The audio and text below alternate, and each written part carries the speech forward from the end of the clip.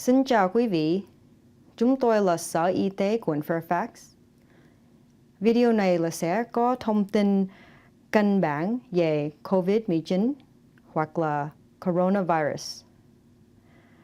Cái siêu vi khuẩn này có nhiều tên: virus corona, siêu vi khuẩn corona, coronavirus hoặc là COVID-19, nhưng mà những đó là cùng một thứ.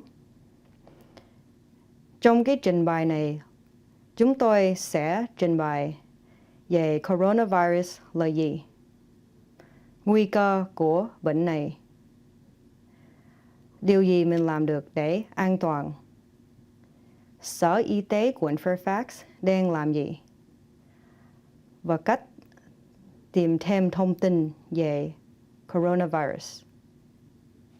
Quý vị cần nhớ là tình hình về coronavirus hoặc là COVID-19 là thay đổi rất nhanh. Mỗi ngày cái thông tin đổi, thì quý vị nên đọc thông tin mới mỗi ngày. Hai cái website này là hai cái website quý vị có được tới để đọc thông tin. Cái website trước là website của chúng tôi để có thông tin địa phương. Mình mở ra thử nha.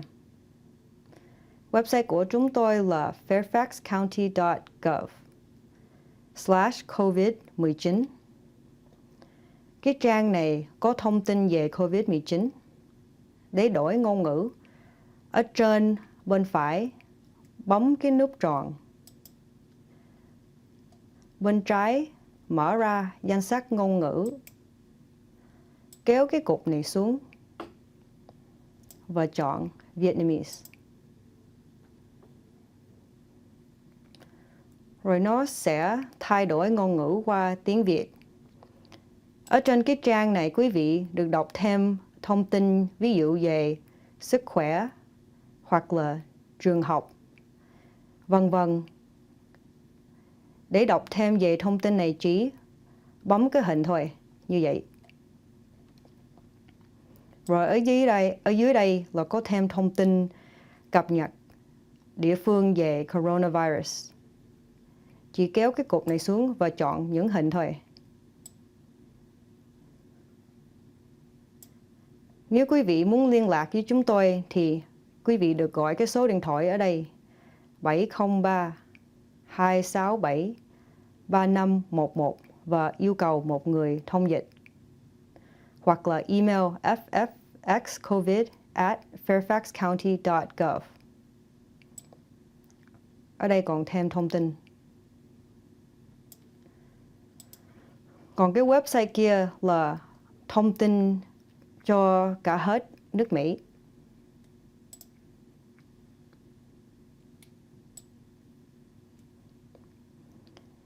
Chỉ có tiếng Anh thôi, thì nếu quý vị không có hiểu thì quý vị được gọi cái số điện thoại hồi nãy để hỏi câu hỏi. Rồi bắt đầu.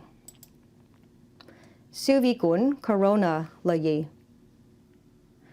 Cái từ coronavirus là quần thể. Trong cái quần thể đó có nhiều loại siêu vi khuẩn khác. Ví dụ có bệnh cảm, đó là một loại. SARS từ năm 2003 là một loại khác. MERS từ năm 2012 là một loại khác. Và cái loại mà mới vừa ra năm ngoái gọi là COVID-19 là một loại khác. Những cái siêu vi khuẩn này là khác nhau. Siêu vi khuẩn mới nó biến ra từ trộn vô và biến ra cái loại khác. Cái từ COVID-19 là cái tên của cái siêu vi khuẩn mà mới vừa ra. Cái từ COVID-19 là coronavirus disease. Và nó đã phát hiện ra trong năm 2019. Có thể là nó phát ra từ con dơi và nó nhiễm bệnh qua cái con khác, cái con mà mình thấy trong đây nè, gọi là pangolin. Và từ con đó nó chuyển bệnh qua người ta. Triệu chứng của nhiễm bệnh COVID-19 là gì? 3 cái triệu chứng thường là sốt, cao hơn 100 độ F, ho và khó thở. Còn cái triệu chứng khác mình có thể có là mệt mỏi, đau nhức cơ thể và không có đói bụng. Triệu chứng có thể bắt đầu 2 ngày đến 14 ngày sau khi mình bị nhiễm bệnh. Hầu hết mỗi người bắt đầu cảm thấy triệu chứng 5-6 ngày sau khi bị nhiễm bệnh. COVID-19 lan tràn như thế nào? Cái cách mà nó lan tràn thường nhất là giống ở trong cái hình ở đây. Khi một người bệnh ho hoặc là hắt xì thì cái giọt nước miếng của người ta dâng trong không khí và mấy người xung quanh hít vô và có thể bị lây bệnh. Và bất cứ người mà đang ngồi hay là tiếp xúc với nhau gần ở trong 6 feet thì có thể bị lây bệnh. Còn một cách khác nữa là một người bệnh ho hoặc là hắt xì vô tai và sau đó rờ cái bàn, cái viết, cái nút hoặc là tay nắm cửa. Và sau đó cái người khác rờ mấy món đó và rờ mắt, mũi hay là miệng của họ. Thì cái con siêu vi khuẩn vô bằng cách đó. Nó không có nhiễm bệnh qua mình bằng thức ăn hoặc là nước uống. Ai có nguy cơ nhiễm bệnh COVID-19? Bất cứ ai đang trong một cộng đồng mà đang xảy ra dịch bệnh COVID-19 là có nguy cơ. Và những người trong danh sách này là có nguy cơ cao hơn. Mấy người đó là bất cứ ai mà đang sống trong một cộng đồng mà có nhiều trường hợp COVID-19. Mấy người mà đang chăm sóc cho những người mà có COVID-19 giống như một nhân viên y tế hay là một người đang tiếp xúc gần giống như gia đình. Và bất cứ ai mà đi du lịch hay là mới vừa đi du lịch qua một nước mà có nhiều trường hợp COVID-19. Ai có nguy cơ bệnh nặng nếu họ nhiễm bệnh COVID-19?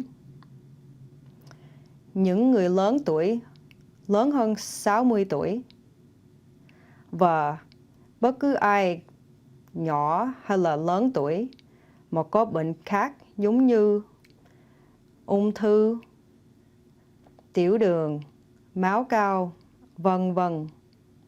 Và có thể phụ nữ mang thai.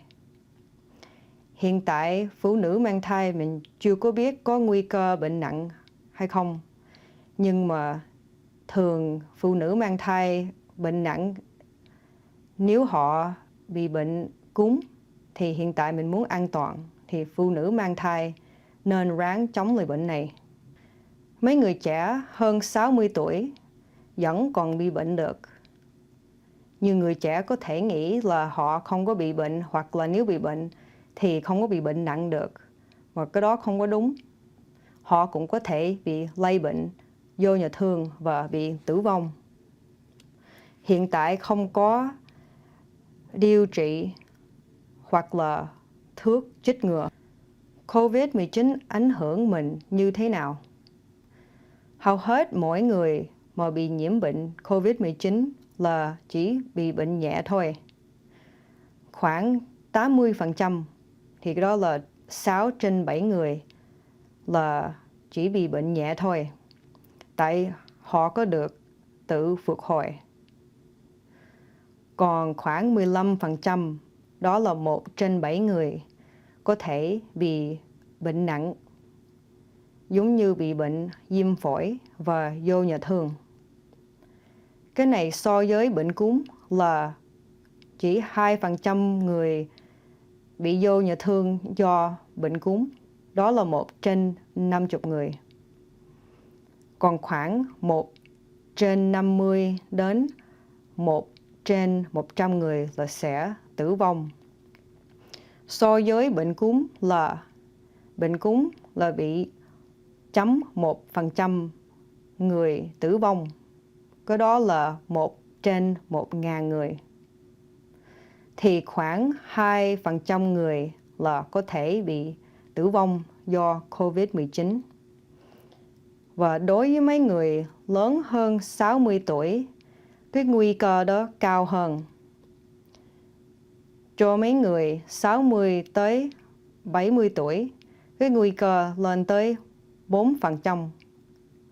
Còn mấy người 70 tới 80 tuổi là cái nguy cơ đó lên tới 8%. Vân vân. Nếu mình nghĩ mình bị nhiễm bệnh COVID-19 thì gì? Thì trước, quý vị nên gọi bác sĩ của quý vị. Sau đó bác sĩ sẽ cho hướng dẫn cho quý vị. Sở Y tế không có cho xét nghiệm bệnh COVID-19 thì chỉ gọi bác sĩ thôi. Còn nếu quý vị nghĩ là bị nhiễm bệnh và bắt đầu có triệu chứng giống như khó thở, đau ngực hay là bắt đầu giãy lộn và lạnh thì xin vui lòng gọi cái phòng cấp cứu, nói cho người ta biết là quý vị nghĩ là bị lây bệnh và sau đó mới vô. Quý vị nên gọi trước để cho người ta biết và chuẩn bị được.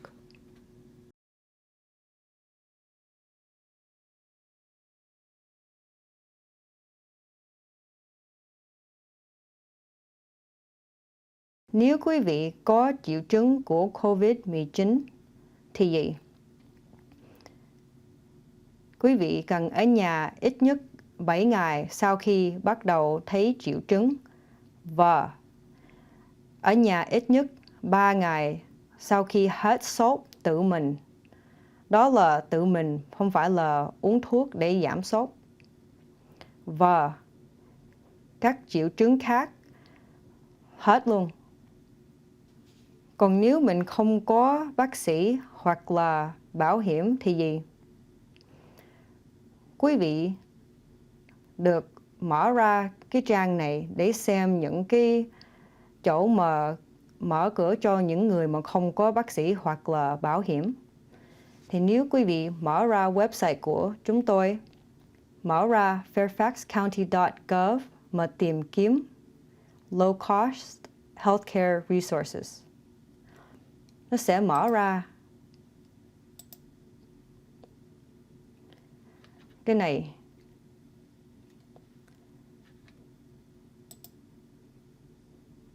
Những cái này là chỗ mà quý vị được tới để có chăm sóc sức khỏe. Nếu quý vị không có bảo hiểm. Và thêm vào đó, quý vị được gọi Coordinated Services Planning. Số điện thoại là 703 222 0880. Cái này là một chỗ mà cho những người mà cần tài nguyên, ví dụ nếu không có đủ tiền để mua đồ ăn hay là không có quần áo, vân vân. Quý vị được yêu cầu một người thông dịch. Chúng ta có thể tự bảo vệ khỏi bệnh này bằng cách nào? Chúng ta có thể làm gì để bảo vệ khỏi bệnh COVID-19? Trước, quý vị được ráng làm miễn dịch của quý vị mạnh hơn bằng bảo đảm ngủ đủ tiếng mỗi đêm. Đủ tiếng là ít nhất 7 tiếng mỗi đêm.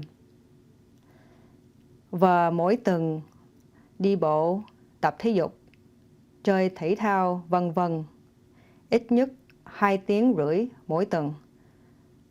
Hoặc là ví dụ là nửa tiếng mỗi ngày cho 5 ngày. Và nếu mình bệnh và có triệu chứng ở nhà, đừng có lây bệnh qua người khác. Và thường xuyên rửa tay là cái cách giữ tay sạch sẽ tốt nhất. Mà mình cần rửa tay đúng cách. Đó là trước rửa tay bằng xà bông và nước ấm hoặc là nóng. Sau đó thoa chân tay và làm bọt. Sau đó tha trên tay, mà nhớ tha trên lòng bàn tay, mặt trên tay, giữa ngón tay, dưới móng tay, và đừng có quên cái ngón tay cái. Cái này là phải ít nhất 20 giây. Sau đó rửa tay sạch. Rồi bây giờ đừng có tắt nước nha. Tại nếu mình tắt nước thì cái tay mình sẽ dơ lại. Thì lấy cái khăn giấy, lau tay khô và tắt nước dưới cái khăn giấy. Rửa tay bằng xà bông và nước là cách tốt nhất. Nhưng nếu quý vị không có nước hoặc là xà bông thì quý vị cứ được dùng nước rửa tay có trắc cồn, miễn là nó có ít nhất 60% alcohol hoặc là cồn. Còn cách khác để bảo vệ khỏi bệnh COVID-19 là khi ho hoặc là hắt xì thì che miệng bằng cánh tay, che miệng và mũi bằng cánh tay. Mình cũng được dùng cái khăn giấy để che miệng và mũi, mà sau khi đó bỏ trong thùng rác và rửa tay liền. Đừng có ho hoặc là hắt xì vô tay.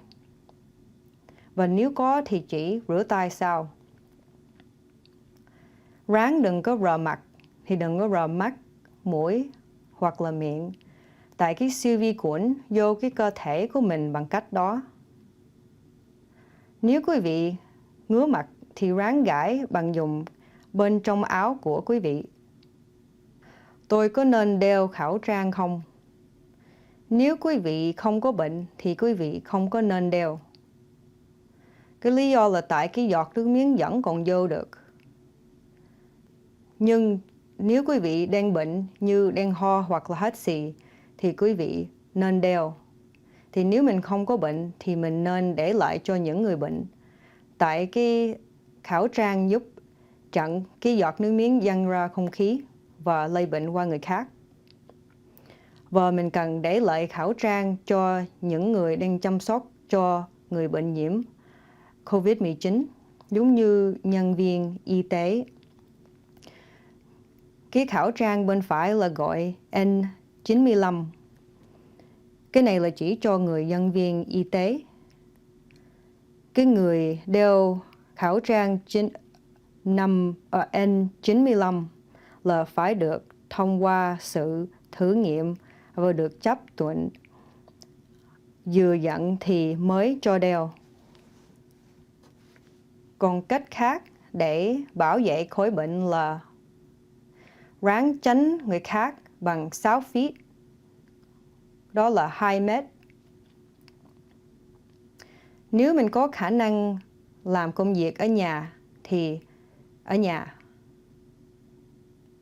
Còn có một số người là không có khả năng để làm ở nhà tại người ta cần đi làm một chỗ mà có nhiều người, hay là người ta không có khả năng thôi. Thì đối với mấy người đó, nếu họ cần đi làm thì chỉ ráng tránh người ta bằng 6 feet thôi.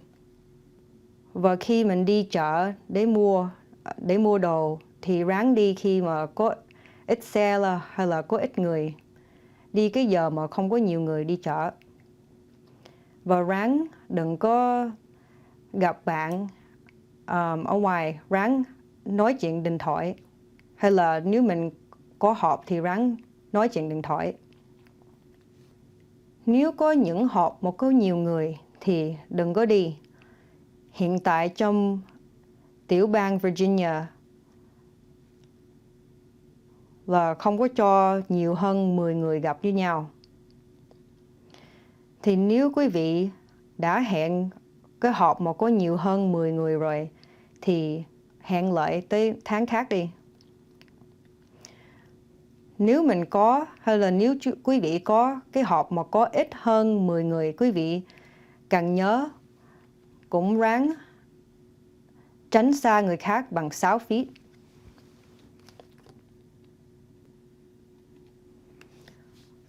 Còn những món mà thường rờ giống như tay nắm cửa hay là cái nút thang máy thì tập dùng cái áo để mở cái đó ra hay là bấm nút. và mỗi ngày thường xuyên vệ sinh và khử trùng. Hiện tại, Sở Y tế quận Fairfax đang làm gì? Chúng tôi đang xác định bất cứ ai mà có thể bị nhiễm bệnh COVID-19 và chúng tôi theo dõi họ. Chúng tôi cũng theo dõi bất cứ ai mà đang cách ly. Chúng tôi cung cấp thông tin về COVID-19 cho cộng đồng và chúng tôi chuẩn bị cho khi cái bệnh này lan tràn trong cộng đồng. Để xem cái trang web của chúng tôi, quý vị được mở ra cái website này. Nó sẽ có thông tin địa phương cập nhật về COVID-19. Chỉ bấm cái nút đỏ thôi. Để đổi ngôn ngữ, ở trên bên phải bấm cái này, nút tròn, mở ra danh sách ngôn ngữ, kéo cái cục này xuống, chọn Vietnamese và nó sẽ thay đổi ngôn ngữ qua tiếng Việt. Những trường học tại Fairfax County, quận Fairfax đã đóng cửa. Thì nếu quý vị có sinh viên mà vẫn còn cần món ăn thì mỗi ngày những trường học còn mở cửa để cho món ăn cho miễn phí. Bữa sáng là họ cho món ăn từ 8 giờ tới 10 giờ rưỡi. Bữa trưa là từ 10 giờ rưỡi đến 2 giờ. Những học trò nhỏ hơn 18 tuổi là có miễn phí và những người 18 tuổi trở lên là trả chỉ 2 đồng thôi. Thì nếu quý vị muốn xem thử cái trường nào mà có cái này thì mở ra cái website này. Bên phải kéo cái cục này xuống và sẽ có cái danh sách những cái trường mà có cho bữa ăn.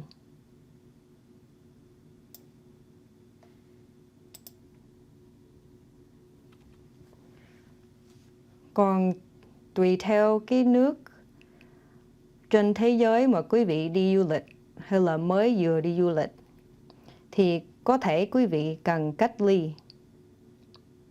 Và Sở Y tế có thể cần theo dõi 14 ngày.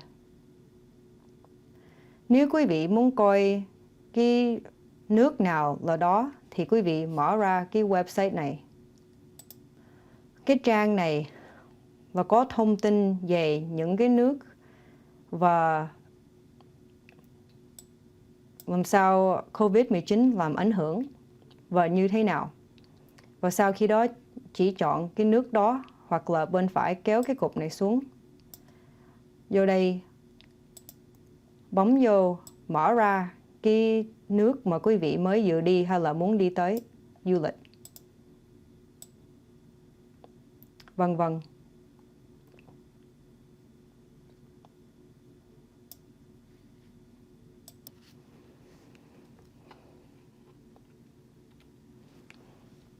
Nhớ là nếu quý vị muốn đọc thêm thông tin cập nhật địa phương về COVID-19 thì xin vui lòng xem cái website của chúng tôi fairfaxcounty.gov/covid19. Những cái website này là tài nguyên mà chúng tôi tin để xem thêm thông tin về COVID-19. Ở đây là cdc.gov, cái website của Sở Y tế của tiểu bang Virginia. Sau đó là Sở Y tế của quận Fairfax. Và sau đó là Coordinated Services Planning. Một lần nữa, cái đó là một tài nguyên quý vị được gọi để nếu quý vị cần giúp đỡ cho kiếm tài nguyên về bất cứ gì. Sau khi đó, người ta có cho hướng dẫn cho quý vị được. Và nếu quý vị text FFX COVID tới cái số 888777 thì quý vị được nhận cái text về thông tin địa phương cập nhật COVID-19 thẳng vô cái số điện thoại, thẳng vô cái điện thoại của quý vị.